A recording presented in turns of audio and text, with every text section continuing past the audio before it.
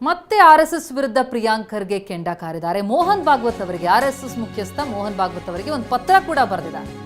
ಪ್ರಿಯಾಂಕ್ ಖರ್ಗೆಗೆ ಇದ್ರ ಬಗ್ಗೆ ನಾರಾಯಣ್ ಸಾಬಾಂಡ್ಗೆ ಪತ್ರ ಬರೆದಿದ್ದಾರೆ. ರಾಜಕೀಯ ಪ್ರತೀಕಾರದಿಂದ ಗುರಿಯಾಗಿಸಬಾರದು, ಯಾವುದನ್ನು ಸಾರ್ವಜನಿಕವಾಗಿ ಅನುಮಾನ ವ್ಯಕ್ತಪಡಿಸಬಾರದು, ಸಾಂವಿಧಾನಿಕ ಮೌಲ್ಯಗಳಿಗೆ ಅದು ಅನುಗುಣವಾಗೋದಿಲ್ಲ.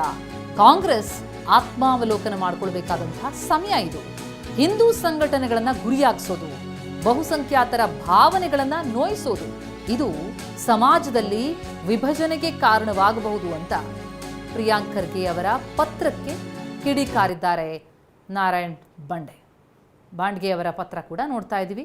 ಮೋಹನ್ ಭಾಗವತ್ ಅವರಿಗೆ ಪ್ರಿಯಾಂಕ್ ಖರ್ಗೆ ಪತ್ರ ಬರ್ತಿದ್ರು. ಯಾಕೆ ನೋಂದಣಿ ಮಾಡ್ಕೊಳ್ತಾ ಇಲ್ಲ, ನೋಂದಣಿ ಮಾಡ್ಕೊಳ್ಬೇಕು RSS ಅನ್ನ ಅನ್ನುವಂಥದ್ದು ಅವರ ಪ್ರಮುಖವಾದಂಥ ಆಗ್ರಹ ಆಗಿತ್ತು.